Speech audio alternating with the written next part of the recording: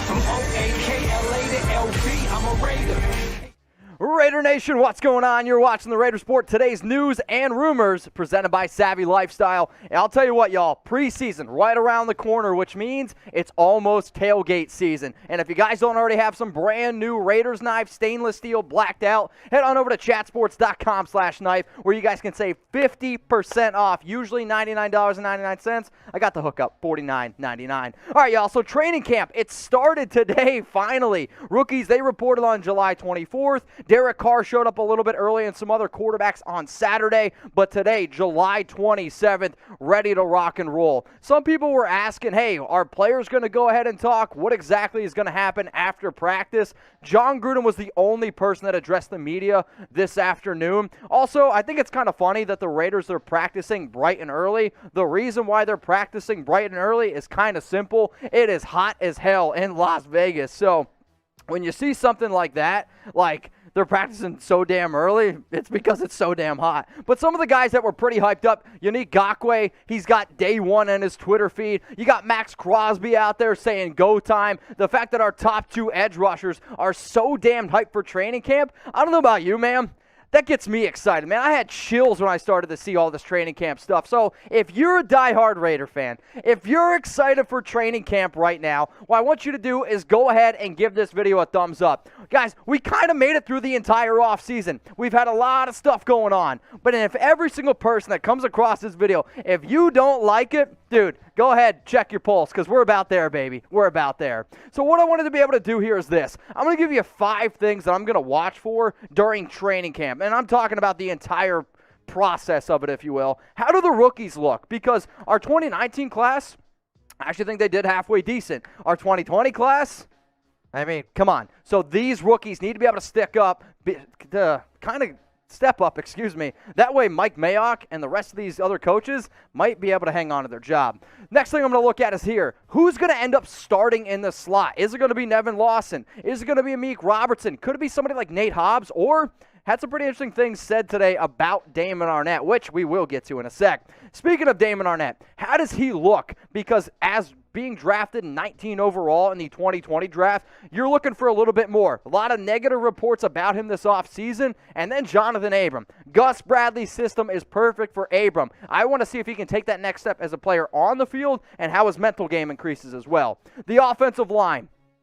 One of Derek Carr's biggest weaknesses, I'd say, earlier in his career, maybe like 2017, maybe that's not too much earlier, when he got hit a lot, he really struggled. Can this offensive line protected him? Like, there's no more Trent Brown, no more Rodney Hudson, no more Gabe Jackson. You gave Andre James some money. You drafted Alex Leather with number 17 overall. How does the offensive line look? And then the final thing I want to bring up, Derek Carr. In year 8. I mean, this is a season where he's talking about a lot of positivity. I want to see, can he take that next step? That way I don't have to ask y'all, is he a top 10 quarterback? Is he the franchise quarterback? Does he deserve to get an extension? If he can take that next step and be even better than what he was last year and be a little bit more consistent and hang on to that football, maybe we don't have to ask this damn question anymore. So I'll tell you what, y'all. We've been doing shows around here for a very long time. We're actually getting close to 1,300 videos on this channel. But also, I'm getting really close to 80,000 subscribers. So I would really appreciate if you guys could just take a second and go down, look underneath the video, and hit that big red button that says subscribe, because we only need 100 more. I don't know exactly what I'm going to do yet for 80K subs. How about this? I'll make you guys a deal. If I can get to 80,000 subscribers by next Tuesday's live show, I won't tell y'all to subscribe on that video. Because I know some people are like, Mitch, every single show you tell me to subscribe. I'll make you a deal. If we get to 80K subs, I promise you, I won't tell you to subscribe in my next video.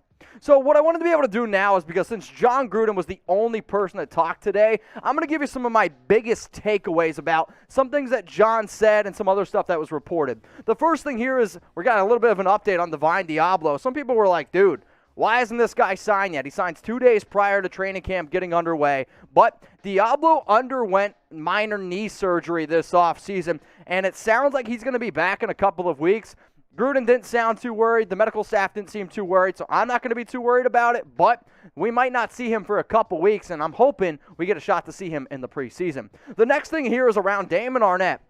Y'all remember that whole report about Vic Tafur saying that he's an afterthought? I mean, I definitely believed it as well. Jon Gruden said that he is an opening day starter. I don't know exactly where that means he's going to start because as far as I know, it's Mullen, it's Hayward on the outside. Does that mean Arnette's starting in the slot? That remains to be seen. But Jon Gruden is expecting big things from him. Let's go to Nicholas Morrow, though. What exactly is his impact? He was re-signed this offseason. Gruden said that he has a chance to become a captain. Any player out there, anybody that's followed Morrow's career, being a UDFA, working his flipping tail off to get to the point where he is now, and it could be a serious difference maker on this defense and a potential captain.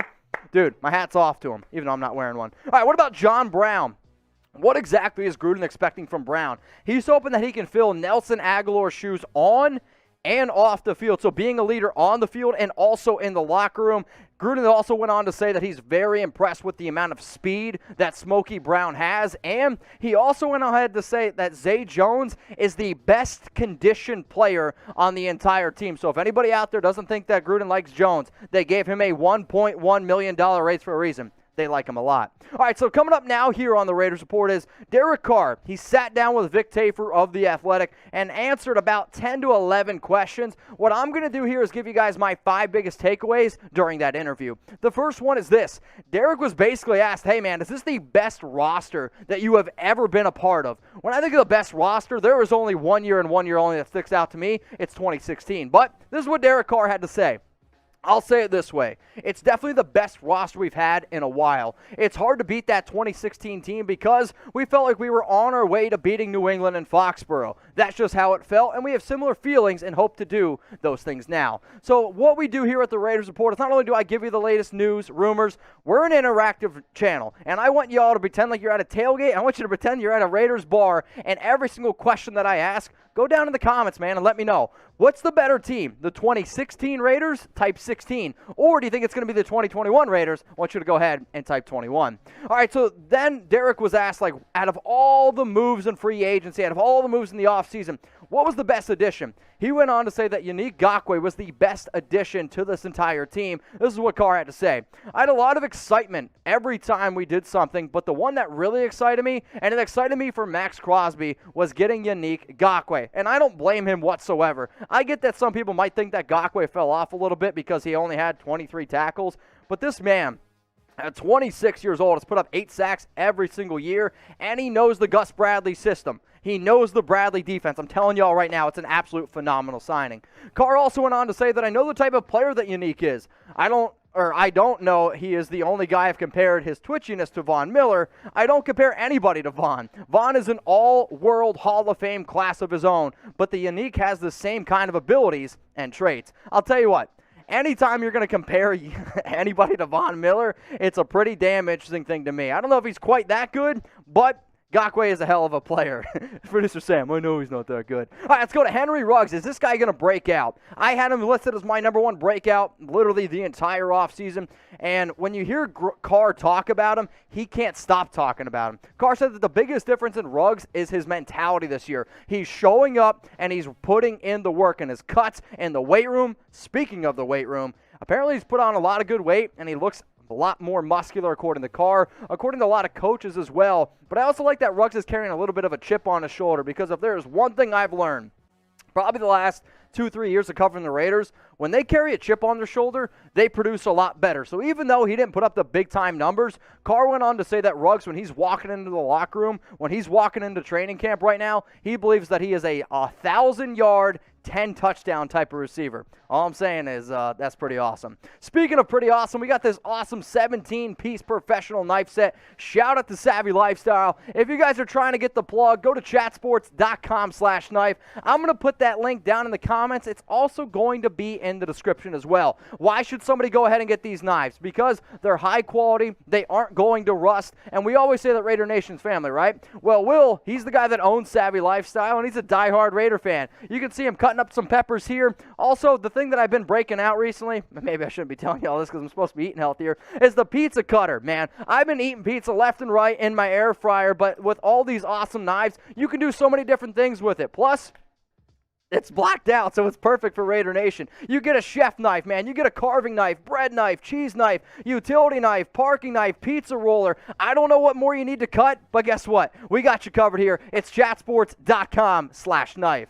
All right, y'all, what about this? The last thing. Derek Carr, not worried about the dollar bills. And The discussion that they get into here is around extension talks. I've talked about it. The media's talked about it. Now Derek Carr's turn to talk about it. I have a lot of quotes coming up here, so sit with me. I don't want you to miss these because these are very important when talking about Derek Carr's extension.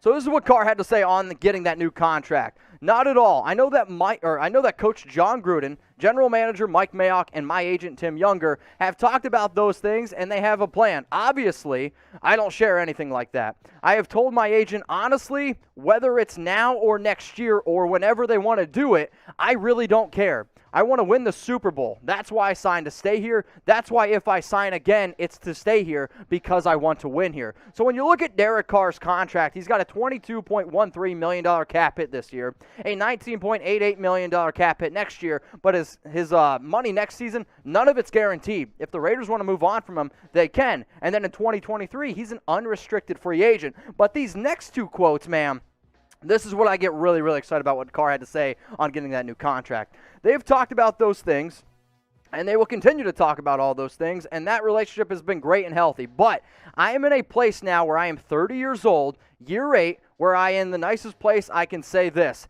I just don't care about that stuff. I've been the highest paid player. What did it get me?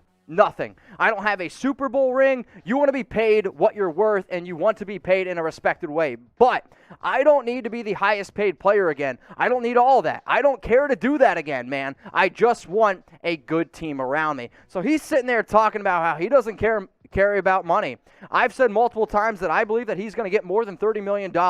After hearing a lot of that, maybe he's willing to take a team-friendly deal. When I think of a team-friendly deal for a quarterback as good as Derek Carr, I think of about $25 million. That number pops up because Phillip Rivers made $25 million. Brady basically made $25 million as well. But what do y'all think? Over or under? Derek Carr, if he were to get a new deal with the Las Vegas Raiders, do you think he makes more than $25 million a year, or do you think he makes under $25 million a year? Please go ahead, let me know down in the comments. O for over or U for under. Next story coming up here is around Chandler Jones, because we did a lot of training camp news, gave you guys some news, but guess what? I also love rumors here. Before I tell you on how likely it is that Jones is going to be a potential member of the Raiders, I do want to remind you, y'all can hit me up on IG. I'm at Mitchell Renz 365 if you want to talk about this show, if you want to talk about training camp, if you want to talk about anything going on, or if you just want to hit me up and watch some of my IG lives, it's at Mitchell Renz 365. So what about Chandler Jones potentially coming to the Las Vegas Raiders? Why are we talking about this? The star edge rusher of the Arizona Cardinals, he requested a trade earlier this week. He's unhappy with his current deal. He wants a contract extension. He's going to make $20.83 million, but I have a feeling that this guy's going to want some serious money. Like, I'm talking $23, $24, $25 million a year, because he believes that he is one of the best edge rushers, if not the best edge rusher in the entire league. The issue, he's 31 years old, coming off a bad year due to torn pectoral, I believe is what happened to him. 11 tackles, 1 sack, a tackle for loss, and a forced fumble. But we're all used to this. Star player requests a trade, and then FanDuel, Bleacher Report, all these other sites out there, they start linking to the Raiders. But FanDuel had 3 teams. The 3 teams most likely to go out and trade for Chandler Jones: the Las Vegas Raiders, the Buffalo Bills, and the Baltimore Ravens. I don't mind that the Raiders are on this list, but if I'm a betting man, and I do a lot of shows at Chat Sports, I make a lot of NFL videos, believe it or not. I make other content as well. I believe that Chandler Jones, the best fit for him personally, would be the Baltimore Ravens, because he is a stand-up type of edge player, would be able to fit great with Baltimore, what they're trying to do. Plus, Baltimore lost Yannick Ngakoue, and they lost Matthew Judon. So in terms of fit, I say he should go there. But before I let you know whether or not I think the Raiders should go out and trade for Jones, what do y'all think? Because personally, the show is cool if I give my opinion, but the show doesn't mean shit if y'all don't also go down in the comments and let me know what you're feeling. So give me a Y for yes or N for no. Should the Raiders go out and trade for Chandler Jones? I'm going to go ahead and say yes, he is still an elite pass rusher. And if you're watching this live, go on the live poll right now, because 438 votes are in. Only 47% of you are saying yes. The only reason why I am saying yes, you can still do it, because I still think that this team can win games, and you're going up against Patrick Mahomes. You're going up against Justin Herbert. It never hurts you to have more edge rushers. Like, it can't hurt you to have more edge rushers. The only way that you're saying no is if you think the Raiders can't compete this year, and that's personally what I believe. If you're like, you know what, Mitch, Chandler Jones is a great player. We're going to have to pay him a lot of money. You are absolutely right. You are 100% right. You're going to have to pay him a lot of money. But if you're trying to compete, you have a chance to go out and get this guy. And in terms of what you're going to get, you're going to get an elite rusher. And I mean, 2019, he had 19 sacks. The Raiders as a team had 21. I mean, guys, like, think about that. 2018, the Raiders had 13 sacks. This guy, 13 sacks. Over the last 5 years, I don't know if there's been a better edge rusher. Now, sure, I'm not saying just getting after the quarterback. The best defensive lineman is Aaron Donald, and I'm not really going to argue that. But Jones is probably one of the most underappreciated players in the league, and these numbers definitely indicate that. But we are going to talk about money, because if Jones wants to get that new deal, I don't think he's going to get quite what Joey Bosa got. I don't even know if he's going to get what Myles Garrett got, but he is going to be in that vicinity of Khalil Mack, Myles Garrett type of money. And if you don't want to pay somebody who's 31 years old coming off a serious injury, okay, maybe I can understand that. But the other reason why I'm going to go ahead and type my Y for yes is because if he requested a trade, he's going to be a lot cheaper than if you're just going to go out and outright try to trade for him, right? So what's coming up right now is I'm going to show you a trade idea that I decided to throw together. And as always, let me know what you guys think of it. So I have the Raiders getting Chandler Jones, and then the Arizona Cardinals get a 2022 second-round pick. So go down in the comments section right now, whether you're a Raider fan, if you're a Cardinals fan and just came across this, hey, you can go ahead and let me know. Would you make this trade? Type A for accept, or I want you to go ahead and type D for decline.